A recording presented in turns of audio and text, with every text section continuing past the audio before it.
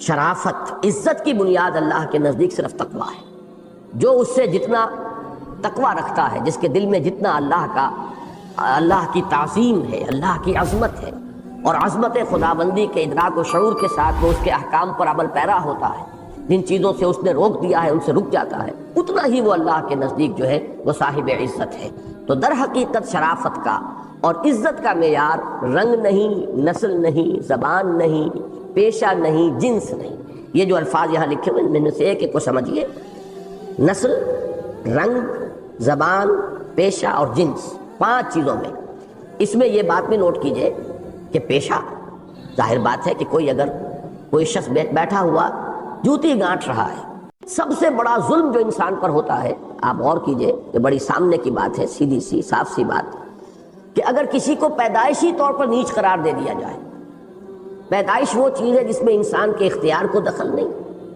انسان کے چوائس کو دخل نہیں، وہ کہاں پیدا ہوا، کن والدین کے ہاں اس کی ولادت ہوئی، کس قوم میں ہوئی،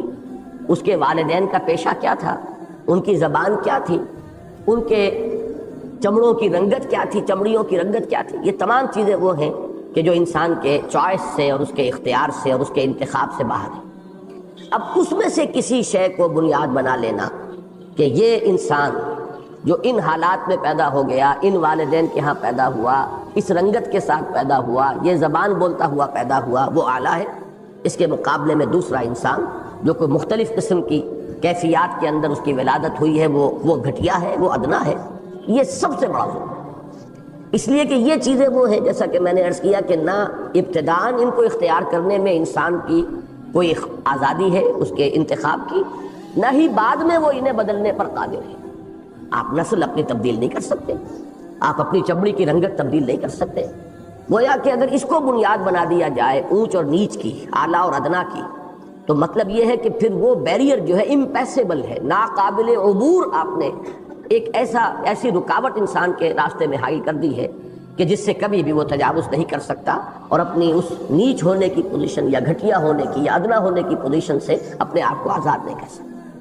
میرے نزدیک اسلام کے نظام عدل کا سب سے اہم، سب سے بنیادی، اولین پتھر یہ ہے۔ اسی لیے میں نے آج آپ کو 2 آیات وہ پڑھ کر سنائی ہے۔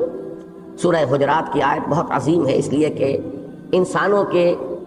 اجتماعی اور خاص طور پر مسلمانوں کے ملی نظام کے ضمن میں سورہ حجرات اہم ترین صورت ہے قرآن حکیم، اور جامع ترین صورت ہے۔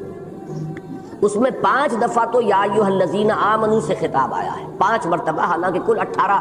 آیات پر مشتمل صورت ہے۔ 5 مرتبہ یا ایھا الذین آمنوا، یا ایھا الذین آمنوا، یا ایھا الذین آمنوا۔ لیکن یہ آیت جو ہے، یہ آیت نمبر 13 ہے، اس میں خطاب ہے، یہ واحد آیت ہے، یا ایھا الناس، اس لیے کہ یہاں وہ بات بیان کی گئی ہے کہ جو اسلام اور کفر یا اسلام اور غیر اسلام کے مابین بھی مشترک ہے، کوئی مسلمان ہو یا غیر مسلم، مومن ہو یا کافر، ان سب کے مابین بھی یہ قدر مشترک ہے کہ یا ایھا الناس انا خلقناکم من ذکر و انثی، اے لوگو ہم نے تمہیں پیدا کیا ایک مرد اور ایک عورت سے، یعنی 2 وحدتیں مشترک ہیں، وحدت الہ یا وحدت خالق، کہ تمام انسانوں کا پیدا کرنے والا ایک ہی خالق، ایک ہی رب، ایک ہی اللہ ہے، وحدت الہ یا وحدت خالق۔ اور دوسرے وحدت آدم،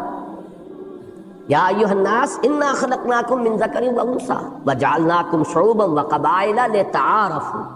اور ہم نے تمہیں قوموں اور قبیلوں میں تقسیم کر دیا ہے تاکہ ایک دوسرے کو پہچان سکو۔ یہ پہچان کا ذریعہ ہے، سب کی رنگت ایک سی ہوتی، سب کے خد و خال، ناک نقشہ ایک سا ہوتا، سب ایک ہی بولی بولتے ہوتے، تو معلوم ہوا کہ پھر انسانوں کے اندر پہچان نہ ہوتی، ناممکن ہو جاتا۔ تو اللہ تعالیٰ نے یہ ڈفرینسیشن کی ہے، یہ فرق و تفاوت پیدا کیا ہے تاکہ تم پہچان سکو۔ اس سے زائد اگر اس چیز کا کوئی اور نتیجہ نکالا جائے کہ فلاں رنگت والا اعلیٰ ہے اور فلاں والا گھٹیا ہے، فلاں نسل سے تعلق رکھنے والا جو ہے وہ اونچا ہے اور فلاں نسل سے تعلق رکھنے والا نیچا ہے، تو یہ در حقیقت سب سے بڑا ظلم ہے کہ جو گویا کہ انسان پر اس کی پیدائش سے ہو رہا ہے۔ اس کے بعد فرمایا گیا ان اکرمکم عند اللہ اتقاکم، شرافت، عزت کی بنیاد اللہ کے نزدیک صرف تقویٰ ہے۔ جو اس سے جتنا تقویٰ رکھتا ہے، جس کے دل میں جتنا اللہ کی تعظیم ہے، اللہ کی عظمت ہے، اور عظمت خداوندی کے ادراک و شعور کے ساتھ وہ اس کے احکام پر عمل پیرا ہوتا ہے، جن چیزوں سے اس نے روک دیا ہے ان سے رک جاتا ہے، اتنا ہی وہ اللہ کے نزدیک جو ہے وہ صاحب عزت ہے۔ تو در حقیقت شرافت کا اور عزت کا معیار رنگ نہیں، نسل نہیں، زبان نہیں، پیشہ نہیں، جنس نہیں۔ یہ جو الفاظ یہاں لکھے ہوئے ان میں سے ایک کو سمجھیے، نسل، رنگ، زبان، پیشہ اور جنس، 5 چیزوں میں۔ اس میں یہ بات بھی نوٹ کیجئے کہ پیشہ، ظاہر بات ہے کہ کوئی شخص بیٹھا ہوا جوتی گانٹ رہا ہے تو یہ بھی اس کا ایک کسب ہے۔ الکاسب حبیب اللہ، کسب کرنے والا اللہ کا دوست ہے، اللہ کا محبوب ہے۔ جو بھی اپنی حلال کی روزی حاصل کرنے کے لیے جوتی گانٹھے، لوہار کا پیشہ اختیار کیے ہوئے ہو، کوئی اور اس سے بھی جو ہمارے ہاں عام تصورات کے مطابق کوئی گھٹیا پیشہ ہو وہ اختیار کر رہا ہو، اخلاقی طور پر گھٹیا نہ ہو، لیکن یہ کہ اور دوسرے اعتبارات سے کوئی بھی کام ہو، مزدوری کوئی شخص کر رہا ہے، ڈگنیٹی آف لیبر جسے آپ کہتے ہیں کہ اس کی ایک عزت ہے، اس کا ایک وقار ہے، تو ان میں سے کسی کی بنیاد پر، اور آخری لفظ جنس، اس جنس کی بنیاد پر بھی کوئی اعلیٰ اور افضل اور کوئی ادنا اور نیچ نہیں ہے، یعنی مرد اور عورت کے درمیان ایک انتظامی فرق و تفاوت ہے جو اللہ نے قائم کیا، لیکن یہ کہ شرافت انسانی جس شے کا نام ہے وہ قدر مشترک ہے مرد اور عورت کے مابین، اس لیے کہ ایک ہی نسل سے ہیں۔ میں یہ کہا کرتا ہوں کہ ایک ہی باپ کے نطفے سے بیٹا بھی ہے، بیٹی بھی ہے، ایک ہی ماں کے رحم سے ان کی پرورش ہوئی ہے اور ولادت ہوئی ہے، تو فرق و تفاوت کہاں سے آ جائے گا؟ اسی کو سورہ آل عمران میں فرمایا گیا بعضکم من بعض، نیکی کے بہت اعلیٰ جو بھی مدارج ہو سکتے ہیں ان کا ذکر کیا گیا کہ فالذین ہاجروا واخرجوا من دیارہم واوذوا فی سبیلی وقاتلوا وقتلوا، یہ جتنے اعلیٰ ترین مقامات ہیں نیکی کے وہ خواہ مردوں نے حاصل کیے ہو خواہ عورتوں نے، اس لیے کہ سورہ آل عمران کے آخری رکوع میں ایک بڑی جامع دعا آئی ہے، اس دعا کے جواب میں پھر اللہ فرماتے ہیں فاستجاب لهم ربهم انی لا اضیع عمل عامل منکم من ذکر او انثی بعضکم من بعض، اللہ نے ان کی دعا قبول فرمائی کہ میں تو تم میں سے کسی بھی عمل کرنے والے کے کسی بھی عمل کو ضائع کرنے والا نہیں، خواہ وہ مرد ہو خواہ عورت، اور تم سب ایک دوسرے ہی میں سے ہو، یعنی یہ کہ کوئی علیحدہ معاملہ نہیں ہے، جیسا کہ میں نے عرض کیا ایک ہی باپ کے نطفے سے بیٹا بھی اور بیٹی بھی، اور ایک ہی ماں کے بطن سے ولادت ہوئی ہے بیٹے کی بھی اور بیٹی کی بھی، تو بعضکم من بعض، اس میں بھی اعلیٰ ادنا کی بات نہیں ہے، بلکہ شرف انسانیت میں دونوں مساوی ہیں، بلکہ عزت و شرافت کا معیار صرف تقویٰ اور خدا ترسی ہوں گے۔ یہاں میں نے علامہ اقبال کے 2 اشعار نقل کیے تھے، اب اس کے بعد جب ہم نے اس کو عام فہم بنایا ہے تو ان چیزوں کو نکال دیا ہے، لیکن یہ کہ بڑے پیارے اشعار ہیں یہ، اور ان کو آپ حضرات بھی کوشش کریں کہ یہ یاد ہو جائیں۔ کل مومن اخوۃ اندر دلش، اصل میں اس ترکیب کے ساتھ یہ قرآن مجید میں الفاظ نہیں ہیں، در حقیقت یہ الفاظ جو ہیں یہ ایک طرح کی ترجمانی ہے سورہ حجرات ہی کی ایک آیت کی، انما المومنون اخوۃ، تمام مومن آپس میں بھائی بھائی ہیں، اس کو در حقیقت ضرورت شعری کے تحت علامہ اقبال نے اس طور سے ادا کیا ہے کل مومن اخوۃ اندر دلش، یعنی بندہ مومن کے دل میں یہ بات ثبت ہوتی ہے کہ تمام مومن آپس میں بھائی بھائی ہیں۔ حریت سرمایہ آب و گلش، آزادی جو ہے وہ اس پانی اور مٹی کے خمیر میں موجود ہے کہ جس سے اس کا وجود جو ہے وہ بنا ہے۔ آب و گل ہم کہتے ہیں پانی اور مٹی ہی سے پھر حیولہ بنا اور انسان کی تعمیر ہوئی، تو مومن کی شخصیت جس خمیر سے اٹھی ہے اس خمیر کا جز ہے حریت، آزادی۔ یہ در حقیقت اس سماجی سطح کی بات نہیں ہے، یہ اگلا جو ہے معاشی یا سیاسی نظام اس میں گفتگو ہوگی، لیکن بات صحیح ہے کہ اسلام جو تعلیم دیتا ہے وہ یہ ہے کہ انسانوں کے مابین نہ کوئی حاکم ہے نہ محکوم، تمیز بندہ و آقا فساد آدمیت ہے، حاکم مطلق صرف اللہ، اور تمام انسان محکوم ہے، عبد ہے، اس اعتبار سے تمام آپس میں برابر ہیں۔ بڑی پیاری حدیث ہے حضور کی، کونوا عباد اللہ اخوانا، تم سب اللہ کے بندے بن کر آپس میں بھائی بھائی ہو جاؤ، انسانوں میں کوئی فرق و تفاوت نہیں ہونا چاہیے، تمیز بندہ و آقا فساد آدمیت ہے۔ بہرحال اس کا تعلق جو ہے وہ سیاسی عدل اور سیاسی قسط کے نظام سے ہے، لیکن پہلا مصرع کل مومن اخوۃ اندر دلش، حریت سرمایہ آب و گلش، ناشکیب امتیازات آمدہ، ناشکیب کہتے ہیں بے صبرہ، یہ امتیازات کے بارے میں تو انتہائی بے صبرا ہے، گوارا نہیں کر سکتا، برداشت نہیں کر سکتا۔ اگر کوئی شخص واقعتاً مومن ہے، وہ ان امتیازات کو کبھی اس کے تصور میں نہیں آ سکتے کہ یہ ادنا ہے اور یہ اعلیٰ ہے اور یہ گھٹیا ہے اور یہ بڑھیا ہے اور یہ اونچا ہے اور یہ نیچا ہے۔ لیکن یہ کس کے بارے میں کہہ رہے ہیں؟ جو مومن حقیقی ہو۔ اس وقت ہمارا حال جو ہے اس کو تو علامہ اقبال نے ہی وہ جواب شکوہ میں کہ یوں تو سید بھی ہو، مرزا بھی ہو، افغان بھی ہو، تم سبھی کچھ ہو، بتاؤ تو مسلمان بھی ہو۔ ہمارے ہاں بھی وہی اونچ اور نیچ ہے، سید زیادہ ہے تو چاہے اس کا کردار کتنا ہی پست ہو، زانی شرابی ہو، لیکن یہ کہ جھک کر اس کے گھٹنے کو ہاتھ لگا کر ملیں گے۔ اور اگر بیچارہ کوئی مصلی ہے تو اس کی کوئی عزت نہیں آپ کے ہاں، وہ چودھری کے برابر چارپائی پر بیٹھ بھی نہیں سکتا۔ تو معلوم یہ ہوا کہ ہمارے ذہنوں کے اندر وہی جو ہندوانہ تہذیب، ہندوانہ پس منظر ہے ہمارا، جس میں کہ وہ برہمن اور پھر اس کے بعد جو ہے وہ راجپوت یا زمیندار اور اس کے بعد پھر وہ کاروبار کرنے والے ویش اور پھر وہ شودر کی جو ایک تقسیم ہے ان کے درمیان، وہ تقسیم ہمارے ذہنوں میں ابھی جو کی تو برقرار ہے۔ تو علامہ اقبال کہہ رہے ہیں کہ بندہ مومن تو ان چیزوں پر، یعنی یوں سمجھیے کہ ان کے بارے میں کسی طرح وہ اپنے آپ کو ریکنسائل کر ہی نہیں سکتا، ان چیزوں کو وہ برداشت نہیں کر سکتا۔ نا شکیب امتیازات آمدہ در نہاد او مساوات آمدہ، اس کی تو سرشت کے اندر مساوات ہے، یہی مساوات جس کو میں سماجی مساوات کہہ رہا ہوں۔ یہ گویا کہ بندہ مومن کی سرشت میں ہے، اس کی نہاد میں ہے، اس کی بنیاد جو ہے اس کی شخصیت کی، اس کے اندر ہے مساوات کے تمام انسان برابر ہیں۔ اسی کے لیے میں نے دوسری آیت آپ کو سنائی تھی، سورہ نساء کی پہلی آیت۔ یہ دونوں آیات ایک دوسرے کے ساتھ مضمون کے اعتبار سے بہت ہی متعلق ہیں، مربوط ہیں۔ یا ایھا الذین آمنوا اتقوا اللہ یا ایھا الناس اتقوا ربکم،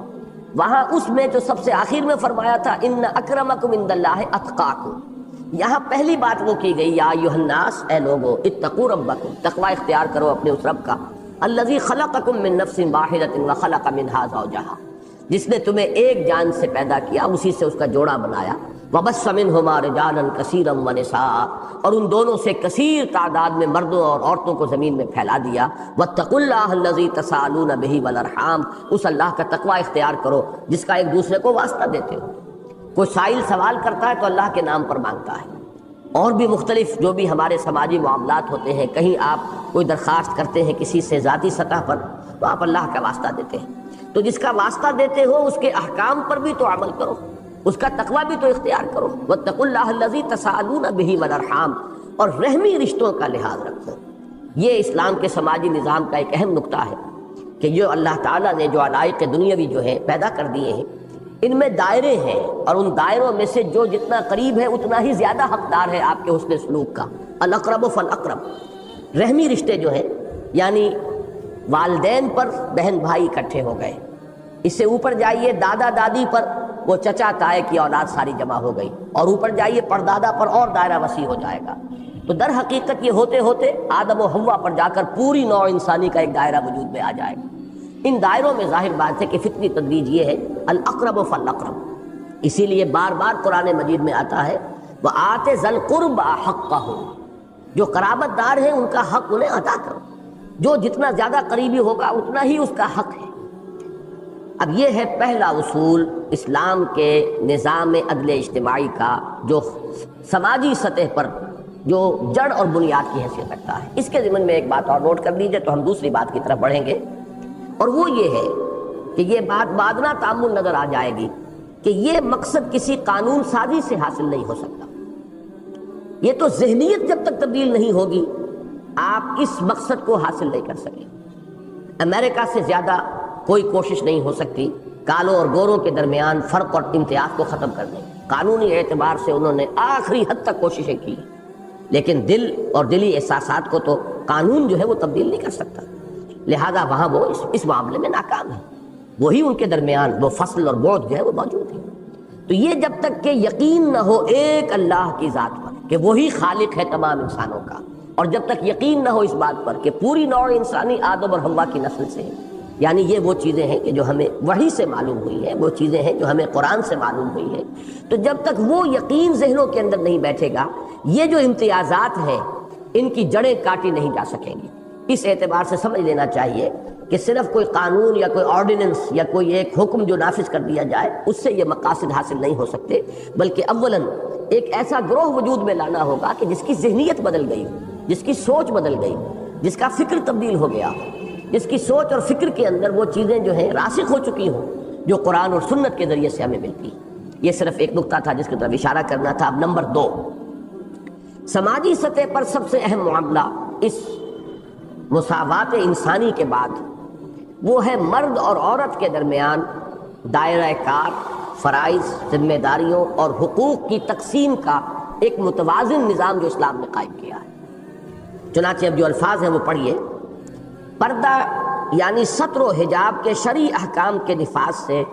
خواتین کی نسوانیت اور عزت و وقار کو کامل تحفظ حاصل ہوگا۔ اصل میں اس ایک جملے کے اندر دو چیزیں شامل ہیں کہ اسلام کے مقاصد میں سے یہ ہے کہ خواتین کو کامل تحفظ دیا جائے، ان کی نسوانیت، ان کی عزت اور وقار۔ یہاں میں چاہوں گا، اگرچہ غالباً یہاں وہ شعر درج نہیں کیا گیا ہے، ابلیس کی مجلس شورا میں علامہ اقبال نے ابلیس کا جو کنکلوڈنگ خطاب ہے، اختتامی خطاب، اس میں جو 4 اشعار ہیں میرے نزدیک وہ بہت ہی اہم ہیں، اور ہمیں ان مسائل پر گفتگو کرتے ہوئے انہیں اپنے ذہن میں ہمیشہ رکھنا چاہیے۔ ابلیس کہتا ہے، عصر حاضر کے تقاضاؤں سے ہے لیکن یہ خوف، ہو نہ جائے آشکارا شرع پیغمبر کہیں، کہ مجھے اندیشہ یہ ہے کہ زمانے کے کچھ تقاضے ابھر کر آ رہے ہیں، اور ان تقاضوں سے مجھے اندیشہ ہے کہ شرع پیغمبر نمایاں ہو جائے گی، واضح ہو جائے گی، لوگ مجبوراً اس کی طرف رجوع کریں گے، اس کی عظمت آشکارا ہو جائے گی۔ عصر حاضر کے تقاضاؤں سے ہے لیکن یہ خوف، ہو نہ جائے آشکارا شرع پیغمبر کہیں، الحذر آئین پیغمبر سے 100 بار الحذر، یعنی ابلیس ہے وہ تو ڈر رہا ہے، خائف ہے کہ اگر آئین پیغمبر دنیا کے سامنے آ گیا تو میرا کاروبار تو ٹھپ ہو جائے گا، میرے ہتھیار کند ہو جائیں گے، میرے پھر داؤ پیچ جو ہے وہ نوع انسانی کی ہلاکت و بربادی میں غیر مؤثر ہو جائیں گے۔ تو الحذر آئین پیغمبر سے 100 بار الحذر۔ اس کے بعد کا مصرع ہے جو سماجی نظام سے متعلق ہے، حافظ ناموس زن، مرد آزماں مرد آفرین۔ اسلام کے آئلی نظام کے لیے یہ ایک مصرع جو ہے انتہائی جامع ہے کہ اس میں جو مقاصد ہیں وہ عورت کی عصمت و عزت، اس کی نسوانیت اور وقار اور کا تحفظ،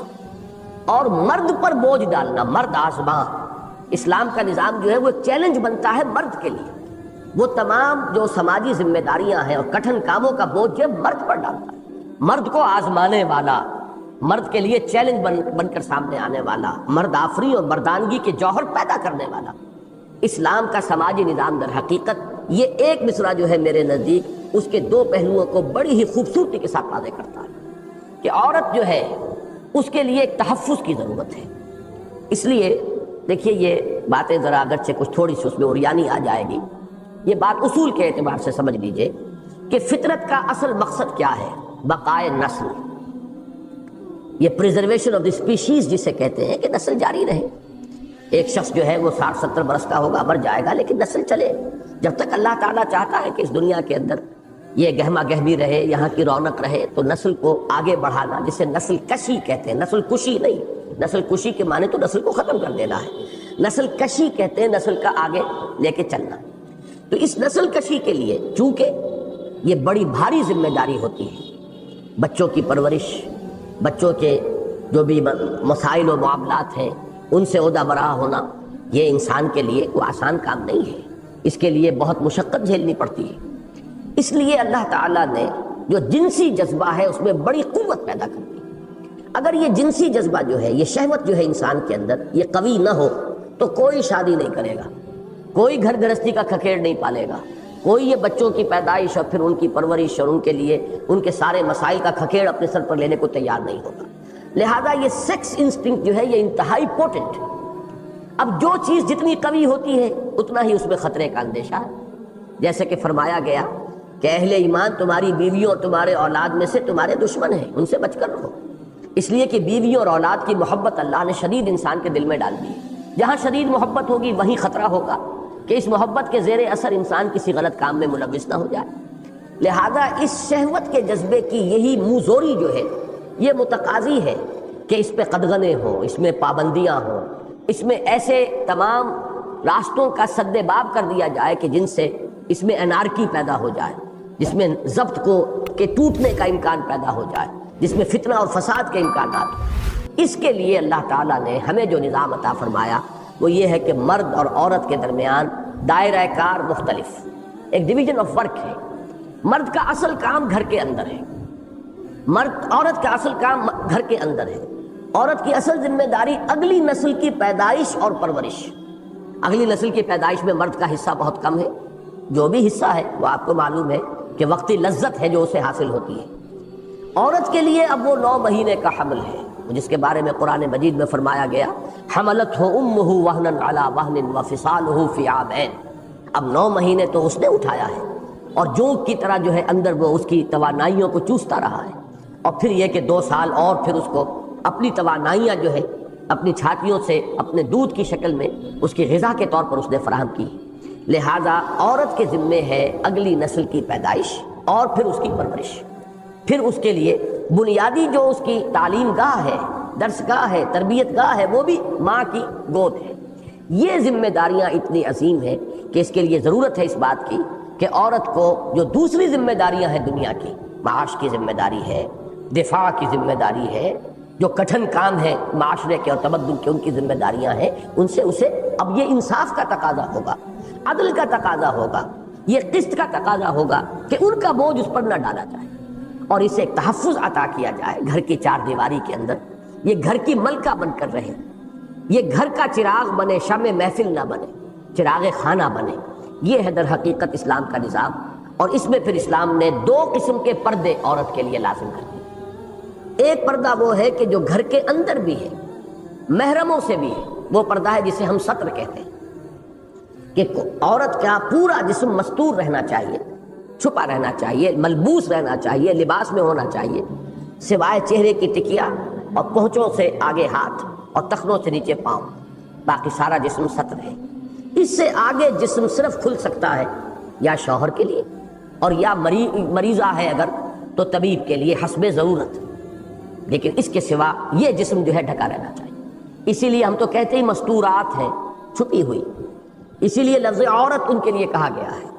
عورت وہ چیز ہے کہ جس کی حفاظت کی ضرورت ہے اور جس کے لیے کہ خصوصی اہتمام کی ضرورت ہے۔ تو یہ بات نوٹ کر لیجئے کہ یہ ستر بھی در حقیقت ایک پردہ ہے، لیکن یہ پردہ گھر کے اندر کا پردہ ہے، اور یہ پردہ محرموں سے بھی ہوگا، یعنی ماں کے جسم کا بھی کوئی حصہ بیٹے کی نگاہ میں نہیں آنا چاہیے سوائے ان 3 حصوں کے۔ بہن کے جسم کا بھی کوئی حصہ بھائی کی نگاہ میں نہیں آنا چاہیے۔ اب اس سے زیادہ تو قریبی محرم اور کوئی نہیں ہے۔ ان بہن کے لیے بھائی، ماں کے لیے بیٹا، یا کسی عورت کے لیے اس کا باپ، اس سے قریب تر تو کوئی محرم نہیں ہے، لیکن یہ کہ ان کے لیے بھی، ان کے سامنے بھی عورت اس طریقے سے آئے گی کہ سوائے ان 3 چیزوں کے کوئی اور شے جو ہے کھلی ہوئی نہ۔ یہ ہے پردہ جو محرموں سے ہے اور گھر میں بھی ہوگا، اور دوسرا پردہ جو ہے غیر محرموں سے ہے اور گھر کے باہر جاتے ہوئے ظاہر بات ہے، چونکہ خود بخود معلوم ہے کہ محرم جو ہے نامحرم سامنے آئیں گے تو پھر وہ اضافی پردہ ہے جس کو ہم حجاب کہتے ہیں۔ وہ حجاب جو ہے وہ چہرے کے اوپر اپنی چادر کو آگے لٹکا لینا، یا اسی نے پھر تمدنی جو تقاضے ہیں ان کے تحت برقعے کی شکل اختیار کی۔ برقعے کی بھی کوئی ایک صورت نہیں ہے، کبھی اس کی کوئی اور شکل تھی، پھر کوئی اور شکل بدل گئی، اس میں ترمیم ہو سکتی ہے، اس لیے کہ چادر کو اگر عورت اس طریقے سے تھامے گی تو اس کا ایک ہاتھ تو کم سے کم رک جائے گا۔ اگر تو ویسے ہی چادر کو صرف ایک دوپٹے کی طرح ڈال لینا ہے اپنے اوپر تو بات اور ہے، لیکن یہ کہ چادر جو ہے اس کے اور دوپٹے کے درمیان زمین و آسمان کا فرق ہے۔ دوپٹہ گھر میں استعمال کرنے کی شے ہے، اور سورہ نور میں فرمایا گیا کہ وَلْيَضْرِبْنَ بِخُمُرِهِنَّ عَلَى جُيُوبِهِنَّ، چاہیے کہ وہ اپنے دوپٹوں کے بکل اپنے گریبانوں پر یعنی اپنے سینے کے اوپر مار لیا کریں، اس لیے کہ یہ عورت کا سینہ جو ہے یہ ایک اضافی حسن ہے، اس کا نسوانی حسن، صرف کرتے سے وہ چھپتا نہیں ہے۔ کرتا کتنا ہی ڈھیلا ہو، وہ جو بھی ابھار ہے سینے کے وہ نمایاں ہوں گے، لہذا اضافی جو ہے وہ دوپٹے کا بکل ہے۔ تو گھر میں جو لباس عورت کے لیے اسلام نے تجویز کیا ہے اس میں قرآن مجید کی نص ہے وَلْيَضْرِبْنَ بِخُمُرِهِنَّ عَلَى جُيُوبِهِنَّ، اور یہ خمار کی جمع ہے، خمار کہتے ہیں اوڑھنی کو، اور جو سورہ احزاب میں آیا ہے وہ گھر سے باہر کا پردہ ہے، وہاں یہ آیا ہے یدنین علیہن من جلابیبہن، جلباب کہتے تھے اس لمبی بڑی چادر کو جس میں کہ عورت پوری طرح لپٹ کر باہر نکلتی تھی۔ عرب میں پہلے بھی رواج یہ تھا کہ جلباب لے کر عورت باہر نکلتی تھی، لیکن چہرے کو نہیں ڈھانپتی تھی، باقی پورا جسم اس میں لپیٹ لیتی تھی۔ اسلام نے صرف اضافی اس کے اندر یہ حکم دیا کہ وہ اپنے اس جلباب کا ایک حصہ وہ اپنے چہروں کے سامنے بھی لٹکا لیا کریں۔ یہی چیز ہے کہ جس نے بعد میں برقعے کی شکل اختیار کی۔ تو سطر اور حجاب، پردہ یعنی سطر اور حجاب، ان الفاظ کو نوٹ کیجئے، پردہ یعنی سطر اور حجاب، کہ پردے ہی کی یہ دو شکلیں ہیں، سطر بھی اور حجاب بھی، کہ شرعی احکام کے نفاذ سے خواتین کی نسوانیت اور عزت و وقار کو کامل تحفظ حاصل ہوگا، اور اسلام کے حافظ ناموس زن مرد آزما مرد آفری، یہ وہ مصرع آ گیا یہاں پر، پتہ نہیں آپ کے پاس ہے یا نہیں، یہ اس خاندانی نظام کے تحت خواتین کو معاشی کفالت کی پوری ضمانت حاصل ہے۔ یہ دوسرا اصول ہے۔ کوئی ایمرجنسیز تو ہو سکتی ہیں، خاص ہی کوئی ایسے حالات ہوں کہ جن میں عورت کو بھی کام کرنا پڑے، کوئی عورت بیوہ ہو گئی ہے، بچے ہیں، اب وہ دوسری شادی بھی نہیں کرنا چاہتی، بچوں کو پالنا چاہتی ہے، وہ اگر کوئی کام کرے تو اس کے اندر کوئی حرج نہیں، اس کے لیے بعد میں آ جائے گا معاملہ کہ اس کے لیے وہ گھر میں رہ کر کام کر سکتی ہے تو سب سے اعلیٰ ہے۔ یا یہ ہے کہ اسلامی ریاست کے زیر اہتمام ایسا انتظام کیا جائے کہ کوئی ایسے انڈسٹریل یونٹس ہوں کہ جن میں عورتیں ہی کام کریں اور عورتیں ہی وہ کام لینے والی ہوں، سپروائز کرنے والی ہوں، اور وہاں پہ ورکنگ آورز بھی کم رکھے جائیں، اس لیے کہ ایک عورت گھر کا کام کاج کر کے ظاہر بات ہے 8 گھنٹے کی شفٹ جو ہے وہ کہیں اس کی ذمہ داری نہیں نبھا سکتی۔ یہ ساری چیزیں ہو سکتی ہیں، ورکیبل ہیں، بشرطے کہ انقلاب آ چکا ہو اور اختیار ایسے لوگوں کے ہاتھ میں ہو جو اسلام پر یقین رکھتے ہیں اور ان احکام کو وہ نافذ کرنے کو اپنے دین و ایمان کا تقاضا سمجھتے ہیں۔ بہرحال اصولی طور پر استثنائی حالات کو علیحدہ رکھتے ہوئے اسلام میں معاشی کفالت کی ذمہ داری مرد پر ہے، مرد آزما، یہ ذمہ داری مرد پر ڈالی گئی ہے۔ اس نے چیلنج قبول کیا ہے، اس نے اپنا گھر آباد کیا ہے، اس نے ایک عورت کو اپنی چار دیواری کے اندر لا کر بسایا ہے، اب اس کے ذمے ہے اس کی معاشی کفالت، اور جو بھی اولاد ہے وہ بھی اسی کی ذمہ داری ہے اس کی معاشی کفالت۔ عورت کو اس سے بالکل آزاد کیا گیا تاکہ وہ پوری یکسوئی کے ساتھ آئندہ نسل کی تربیت کے فرائض بہترین طریقے پر انجام دے سکے۔ یہ میں پہلے ہی عرض کر چکا ہوں کہ اصل میں یوں ہم تقسیم کر سکتے ہیں کہ مردوں کے ذمے حال ہے، عورتوں کے ذمے مستقبل ہے۔ ہر قوم کا مستقبل تو وہ آئندہ نسل ہے جو آگے پروان چڑھ رہی ہے، اور جو اس وقت مرد ہیں ان کے ذمے ہے حال، اس وقت ملک کا تحفظ، آزادی کا تحفظ، قوم اور وطن کی عزت اور وقار کی حفاظت، یہ ساری ذمہ داری جو ہے معاشی معاملات میں خود کفیل ہونا، نہ صرف یہ کہ انفرادی طور پر وہ خود کفیل ہو بلکہ پورے ملک کو بھی خود کفیل بنائے اور اس کے لیے سارے چیلنج جو ہے اقتصادی اور معاشی ان کو قبول کرے، یہ حال جو ہے یہ مرد کے ذمہ ہے، لیکن مستقبل ہے کسی قوم کا جو آئندہ نسل ہے۔ اس کے ضمن میں بھی میں نے علامہ اقبال کا ایک شعر جو ہے وہ کوٹ کیا ہے، بطول باش و پنہا شو ازی عصر کہ در آغوش شبیر بگیری، بڑا پیارا شعر ہے۔ مسلمان خاتون سے خطاب کر کے علامہ اقبال کہتے ہیں، اور میں نے یہ اپنے اس خطبے میں بھی جو آج سے 3 سال قبل میں نے یوم اقبال پر دیا تھا الحمرا آڈیٹوریم میں، اس میں وضاحت کی تھی کہ ہمارے آج کل کے اقبالی جو ہیں ان کے طرز عمل میں ایک بڑا تضاد ہے۔ بعض چیزوں میں وہ علامہ اقبال کی پوری پیروی کرتے ہیں اور انہیں مانتے ہیں کہ وہ گویا کہ سند کا درجہ رکھتے ہیں،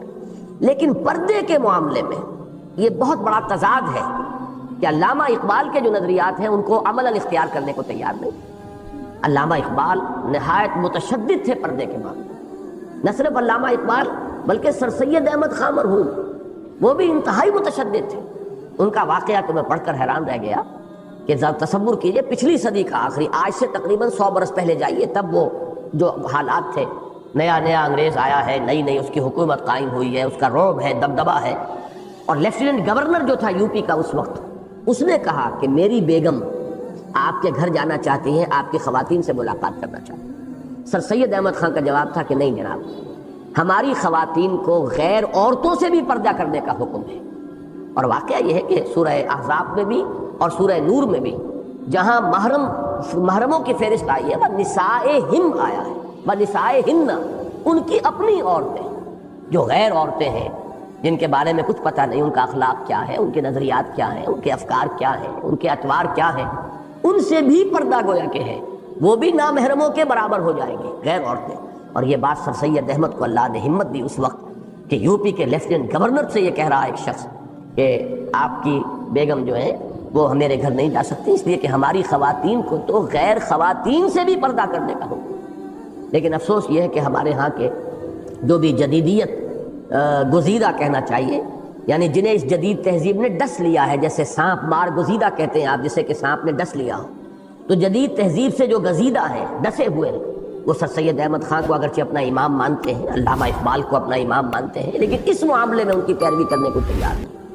یہاں علامہ فرما رہے ہیں کہ بطول باش و پنہا شوازی عصر، اے مسلمان عورت تو حضرت فاطمہ رضی اللہ تعالی عنہا کا اسوہ اختیار کر، بطول بن، اور اس زمانے سے اپنے آپ کو چھپا لے، اس جدید تہذیب سے اپنے آپ کو بچا لے کہ در آغوش شبیر بگیری، اسی کا نتیجہ یہ نکل سکتا ہے کہ تیری گود میں وہ بچے پروان چڑھیں جو حضرت حسین رضی اللہ تعالی عنہ کی سی جرت، ان کی سی ہمت، ان کی سی شجاعت، یہ ان کردار، ان اوصاف کے حامل۔ تو یہ شعر بھی بہت اہم ہے۔ البتہ اس کے ساتھ اضافہ کیا ہے اس میں، البتہ ان کے حقوق ملکیت و وراثت کو مکمل تحفظ حاصل ہو، یعنی اسلام میں عورت وارث ہے، بیٹی بھی وارث ہے۔ جب اگر وراثت جو ہے بھائی بہنوں تک اگر جائے گی کلالہ کی شکل میں، تو اس میں بھائی اگر وارث ہے تو پھر وہ بہن بھی وارث ہے، اگر باپ وارث ہے تو والدہ بھی وارث ہے، اگر شوہر جو ہے وہ بیوی کا وارث بنتا ہے جو وہ بار چھوڑ مری ہو، تو اسی طریقے سے بیوی شوہر کی وارث ہے۔ اس میں تقسیم تو ضرور کی گئی ہے کہ بیٹے کے مقابلے میں بیٹی کا حصہ آدھا ہے، باپ کے مقابلے میں ماں کا حصہ آدھا ہے، وہ تو تقسیم ہے۔ اسی لیے میں نے کل عرض کیا تھا کہ انصاف کا لفظ نہیں ہوگا یہاں، بلکہ جیسے کہ قانون وراثت جو آیا ہے سورہ نساء میں، نصیبم مفروضہ، یہ نصیب ہے، ہر ایک کے لیے نصیب ہے جو معین کر دیا ہے۔ للرجال نصیب مما ترک الوالدان والاقربون وللنساء نصیب مما ترک الوالدان والاقربون، مردوں کے لیے بھی حصہ ہے جو کچھ والدوں نے یا قریبی رشتہ داروں نے چھوڑا ہو، اسی طرح عورتوں کے لیے بھی حصہ ہے۔ البتہ یہ کہ بیٹے کا حصہ بیٹی سے دگنا، یا یوں کہیے کہ بیٹی کا حصہ بیٹے سے نصف۔ اور یہ بھی میں سمجھتا ہوں کہ اسلام نے عورت کی بہت جانبداری کی ہے، ورنہ واقعہ یہ ہے کہ جب ساری کفالت کی ذمہ داری مرد پر ڈال دی گئی تو بیٹی کو اگر کوئی حصہ وراثت میں نہ ملتا تب بھی یہ اس عدل کے منافی نہ ہوتا، اس لیے کہ بیٹے کو گھر آباد کرنا ہے، بیٹے کی جو اولاد آئے گی اس کی ساری کفالت بیٹے پر آئے گی، جبکہ بیٹی کسی کے گھر میں جا کر آباد ہوگی، اس کے اوپر اس کی اپنی کفالت جو ہے معاشی، اس کی ذمہ داری بھی کسی اور پر ہوگی۔ اس اعتبار سے تو منطقی طور پر یہ کہا جا سکتا ہے کہ بیٹی کا کوئی حصہ وراثت میں نہ ہوتا تب بھی آپ اعتراض نہیں کر سکتے اسلام کے اس نظام کے مطابق جو عائلی نظام ہے، لیکن یہ کہ اللہ تعالیٰ نے خواتین کو وہ وقار دیا ہے، وہ عزت دی ہے کہ وہ ملکیت کے حقوق رکھتی ہیں، ان کے پاس جو بھی انہیں والدین سے ملا ہو یا کہیں اور سے وراثت ملی ہو اس کی وہ خود مالک ہوں گی، شوہر کے گھر پر اور شوہر کی اولاد پر، اگرچہ وہ اولاد ان کی بھی ہے، لیکن چونکہ اسلام کا جو نظام ہے خاندانی، اس میں اولاد کی ذمہ داری باپ پر ہے، اولاد باپ ہی کی شمار ہوتی ہے، لہذا وہ چاہے تو اپنا مال خرچ کرے چاہے تو نہ کرے، چونکہ ذمہ داری جو ہے ان کی نہیں ہے، ذمہ داری شوہر کی ہے۔ وہ چاہے تو اپنے اس کاروبار کو تجارت میں لگا دیں، چاہے تو سب سے بڑی تجارت میں لگائیں، یعنی اللہ کے دین کے لیے لگائیں، اللہ کے بینک میں جمع کرائیں، یہ ان کا اختیار مطلق ہے، ان کو اس میں پورا کا پورا اختیار حاصل ہے۔ چنانچہ ایک خاتون نے حضور سے جب یہ سوال کیا کہ میں کیا اپنی زکوٰۃ اپنے شوہر کو دے سکتی ہوں، وہ نادار ہے، حضور نے فرمایا ہاں دے سکتی ہو، تمہیں 2 اجر ملے گا۔ شوہر اپنی زکوٰۃ جو ہے وہ اپنی بیوی کو نہیں دے سکتا، اس لیے کہ بیوی تو اس کی لائبلٹی ہے، بیوی کی کفالت تو اس کی ذمہ داری ہے، لیکن بیوی شوہر کو دے سکتی۔ اس میں امام ابو حنیفہ کا جو فتویٰ ہے وہ ذرا اس سے مختلف ہے جو میں کہہ رہا ہوں، لیکن میرا گمان یہ ہے کہ غالباً وہ حدیث امام صاحب کے علم میں نہیں آئی تھی۔ وہ حدیث جس کا میں حوالہ دے رہا ہوں جب سامنے آئی تو صاحبین کا فتویٰ وہ ہے، یعنی امام صاحب کے دونوں شاگرد ابو یوسف اور امام محمد رحمہم اللہ، ان دونوں کا فتویٰ یہ ہے جو میں اس وقت بیان کر رہا ہوں کہ بیوی اپنی زکوٰۃ شوہر کو دے سکتی ہے، اور حضور نے فرمایا اسے 2 اجر ملے گا۔ تو عورت کے جو حقوق ملکیت ہے اور حقوق وراثت، ان کا کامل تحفظ ضروری ہے، اور تعلیم، صحت اور گھریلو صنعتوں کے میدان میں ان کی قوتیں اور صلاحیتیں قومی سطح پر بھرپور انداز میں بروئے کار آئیں گی۔ یہ 3 الفاظ آئے ہیں اس میں۔ تعلیم کے ضمن میں واقعہ یہ ہے کہ جہاں تک ابتدائی تعلیم ہے، پرائمری ایجوکیشن، میرا نقطۂ نظر یہ ہے کہ بالکل یا خواتین کے حوالے کر دی جائے، اس لیے کہ وہ جو ابتدائی عمر ہوتی ہے بچے اور بچیوں کی، ابھی ان میں ظاہر بات ہے کہ وہ جنس کا شعور نہیں ہوتا، دوسرے یہ کہ انہیں ابھی جس کو شفقت مادری کہتے ہیں اس کی ضرورت ہوتی ہے، تو پرائمری ایجوکیشن تک اگر یہ بالکل مشترک بھی ہو، بچے اور بچیاں ساتھ پڑھ رہی ہوں،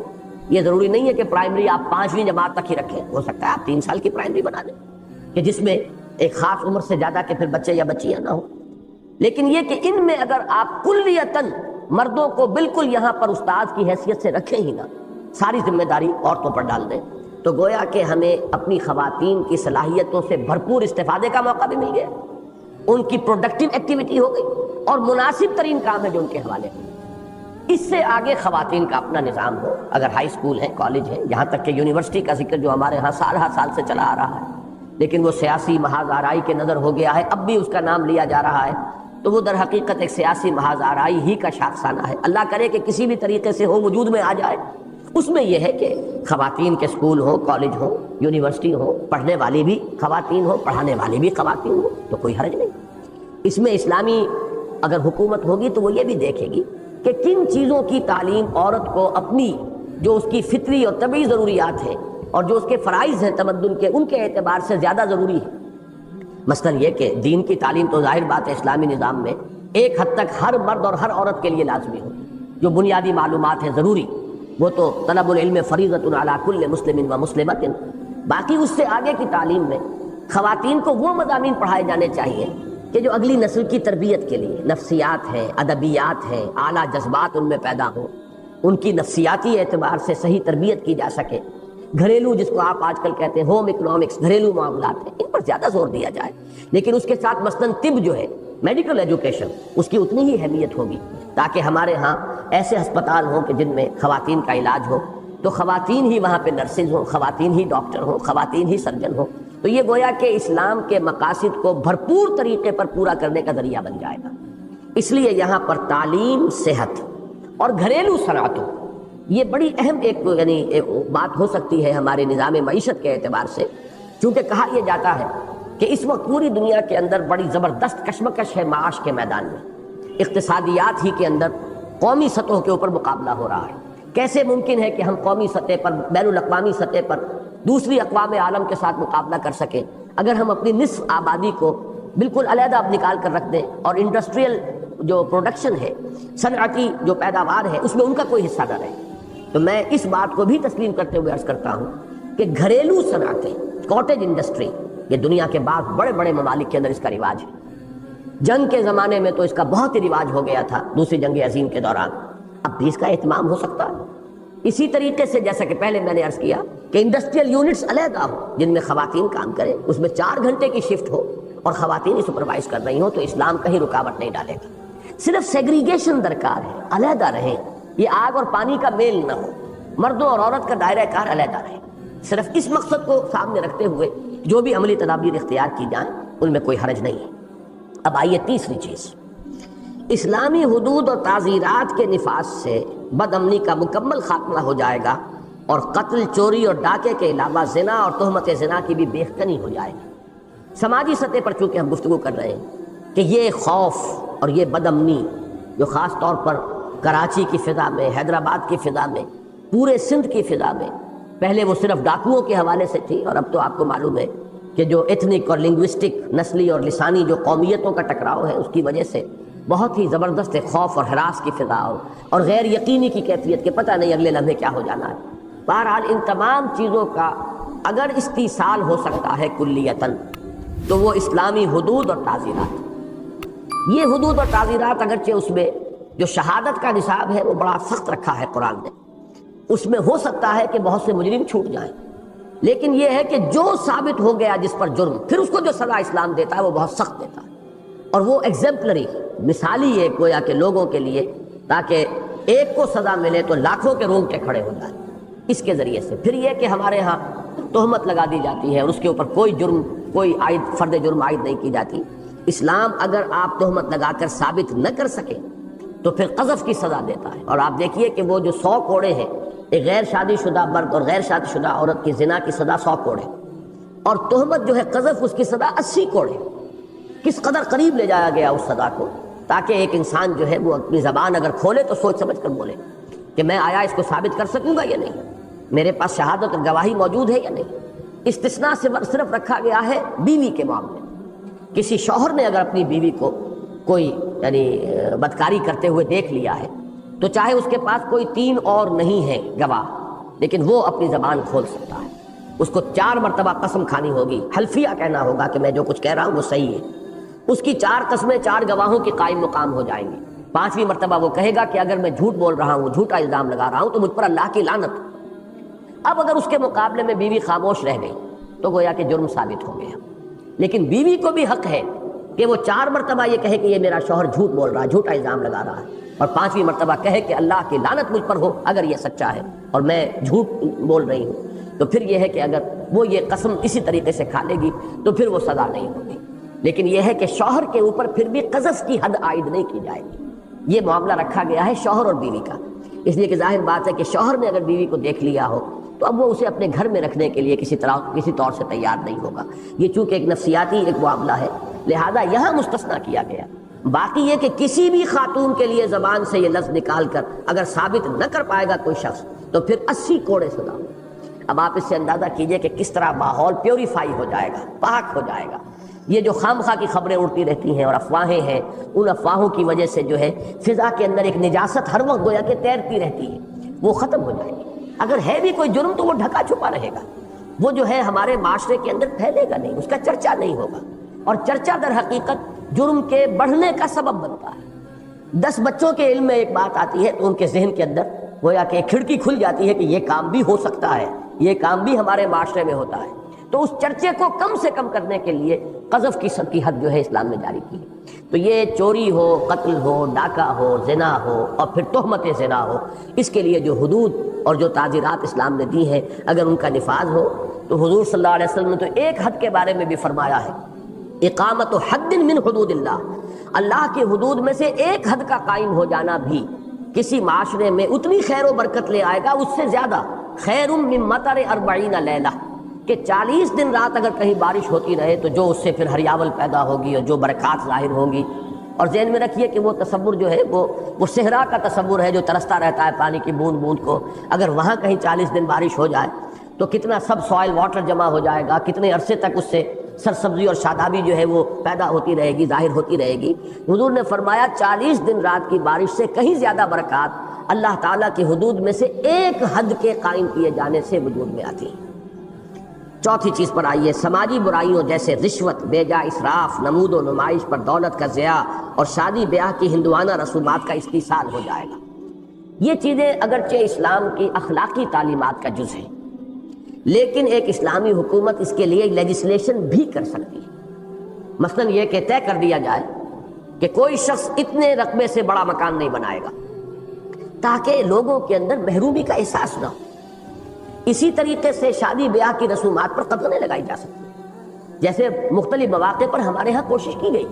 لیکن وہ ناکام رہی، اس لیے کہ بڑے لوگوں نے وہ کام کیے تو کوئی پکڑ نہیں ہوئی، اور چھوٹے لوگوں نے کام کیے تو انہیں پکڑ لیا گیا، ان کے 2-4 دیگیں جو تھی وہ بھی اٹھا کر لے گئے، لیکن جہاں سینکڑوں دیگیں پکتی تھی وہاں کوئی پوچھنے والا نہیں تھا۔ وہی معاملہ جو حضور نے فرمایا تھا کہ تم سے پہلے قومیں اسی لیے برباد ہوئی، جب فاطمہ نامی ایک خاتون تھی بنو مخزوم کی،